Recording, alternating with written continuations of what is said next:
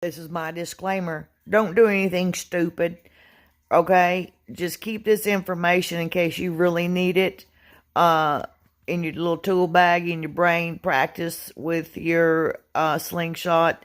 Better check your laws and stuff for right now, but in an SHTF situation, all's fair, okay?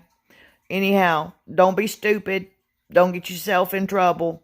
This is my disclaimer, all right? Be accountable. Ciao, baby. Keep on prepping. Hello, everybody. Well, it's me. I'm laying down, resting my back, and I was thinking, man, you know, I really miss being out there in the woods and hunting and doing things and stuff. And a lot of it, I wasn't able to really film before I hurt my back. I mean, I was just really trying to find a place to bug out in the beginning, and so I was going all kinds of places checking things out. But one thing that I've always had and I've used quite often is a slingshot. And a slingshot can really help you when you're in a bind if you need to get some food. Now, you're going to have to think outside the box on this one and get over some of the stuff, but squirrel and pigeon, especially if you live in urban areas and you find yourself needing a meat source, or even in smaller towns, they have squirrels and pigeons or things like that. You can use your slingshot quietly to go unnoticed and take something out of a tree or out of the underside of a bridge. You know, this is what I'm saying. You got to think outside the box on some of these survival things. So I've put together a couple of clips from channels that I've followed, and I hope that you like them, and I pray that they come in useful for you, and I also pray that you never have to use them. But like I said, you need to think outside the box on some things, and there's people I know out there that can't have, you know, the pow-pows, and so this is an alternative to that for getting meat. One of the cool things about slingshots is that they're very quiet, okay? And if your aim is fairly accurate, you can have your dinner. Now, I'm also enclosing in this little snippet of videos on how to skin a squirrel. It's real simple. It's real easy. And you can go to those fellas' website and check out some more of their videos. But you know, I know there's a lot of us and a lot of people out here that don't know how to do these simple things. And if it can help them, well then, you know, that's what it's all about, is helping people. I apologize for the glare on my glasses, but like I said, I'm laying down and I am trying to rest my back. I've had really bad muscle spasms the last couple days. But anyhow, I hope you enjoy this video. Please like or dislike if you want, and leave a comment on your thoughts on this. And like I said, you have to think outside the box on this stuff, okay? It's about survival.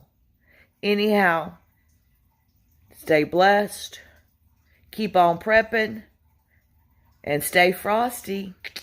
We know where we got that term from. But anyhow, y'all take it easy. Hi there, it's Nathan at Flipping Out Slingshots, and I want to share with you today some of the fundamentals of slingshot shooting. So slingshots are fundamentally extremely simple tools, but on the other side, they can be as complex and as fascinating as you ever care to imagine. So I'm just going to start out and show you what the basics are. Once you master the basics, then you can start compounding it, building your own techniques into it. There's just a few things you want to pay attention to with every shot, with every slingshot. First one, how we hold the slingshot. So your slingshot's either going to be set up to be held in a hammer grip style, like this, or a fork supported style, like this. This slingshot is a fork supported style. Here's the important thing about any way you hold the slingshot, is the orientation of the forks to your body. As I come to full draw here, you can see that the forks, this plane, is parallel to my body. You can see now that the top band is stretched more, is pointing away from me. That's incorrect. There's correct. the bottom band is stretched more. That is incorrect. You want to keep the forks parallel to your body. Okay, so we're going to move on to the most important aspect of the slingshot process, and that is the way we release the pouch. It's vitally important that the pouch release be clean and consistent for good accuracy. This is where all fork kits originate, and this is where all good, consistent accuracy comes from, is the way you release this pouch. So here's the fundamentals. 1, the ammo needs to be centered in the pouch. So we're using spherical ammo. These pouches have a centering hole. We can see here, looking at this, the pouch is even. The ammo is absolutely in the center. And we can see here, if we were to pinch it one way, we've rolled it. That's going to cause one band to retract quicker than the other, and vice versa. Another thing that's important is to try to grip the ammo itself. That gives a much cleaner release. If you grip in front of the ammo has the opportunity to roll out of your hand under tension. And you can see as it rolls, it causes one band to stretch more than the other, which causes uneven retraction. So actually pinch the ammo itself. Third thing, straight thumb. When you draw, the forces of the bands will cause you to want to bend your thumb to really grab onto the ammo. That causes an uneven pouch release. Straight thumb will solve a lot of problems. So let me show you that in conjunction with a handle hole. So we can see here, the forks are parallel to the body. There's a line moving through my forearm, into the bands, into my elbow. Here we can see the elbow's too high. Here we can see the elbow's too low. This is proper alignment. Here's one more trick that really helps out a lot with the release. You can see that I've drawn it here. My thumb is high. If I rotate the pouch almost 90 degrees, this movement here, that solves a lot of problems. Now you'll notice my thumb is straight, and as I release, everything retracts and moves at the same time. So those are the fundamental elements of slingshot shooting. The rest of it is doing it the same way every time. Consistency leads to accuracy. So don't pay a whole lot of attention in the beginning whether or not you're hitting your target. What you want to focus on is whether you're hitting the same spot every time.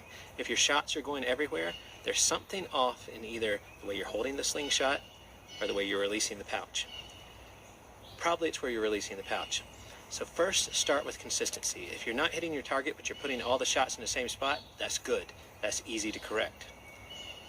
So, one more time. When you draw the slingshot, the forks stay parallel to the body. The alignment through the forearm and the drawing arm are all in line. They line up with the pouch. You find a consistent anchor point. The ammo stays centered in the pouch. Straight thumb. Twisting does appear to help some people, not all. And a gentle release, just as though you're just letting it slip away from your fingers. And you might have noticed that there's a movement of my hands moving away from one another. That's caused by tension between the shoulder blades. So I like to try to exaggerate it this time. So as I draw, as I release, everything moves through. One more time. Draw, anchor, consistent anchor point, back tension, follow through. Those things over and over and over again. Accuracy will come. Slingshots are as simple or as complicated as you want to make them, and they can be as accurate as just about any firearm at close range. Thanks for taking a look.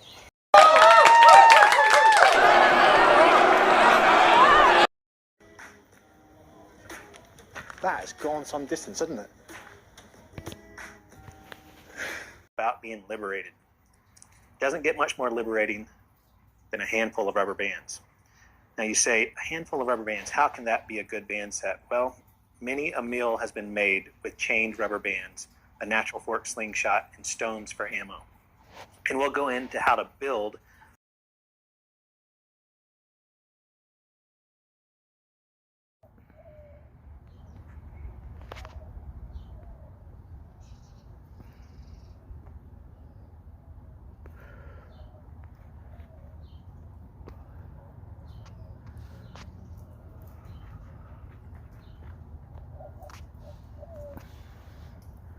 steel and 9mm lead. I've actually moved things up now, and I'm using compromise. Weight, surface area, drop-off are all issues. Know how to clean a square. They make make it sound like it's such a tough task. You basically cut the squirrel. You gotta zoom in, probably and see. Cut the squirrel through the tail and around the side just a tad. Get you a brick or something hard surface, step on it. Pull it all the way to his legs. Grab that piece of furthest left. Pull it up. Knife and cut the legs off. Pull the front legs out. Cut them off. And his head off unless you eat the head. And then once you finish skinning him, you gut him, you cut it through the back quarters on either side of that pelvis bone. Pull that up a little, go back to the neck. Slit him all the way down, reach up and grab all the entrails from the esophagus down. And pull all that out. And then I always cut the belly flap out. Helps if you got a person holding it, but it don't take no time. Cleaning one by yourself. And that's all there is to clean a squirrel. Wash him up.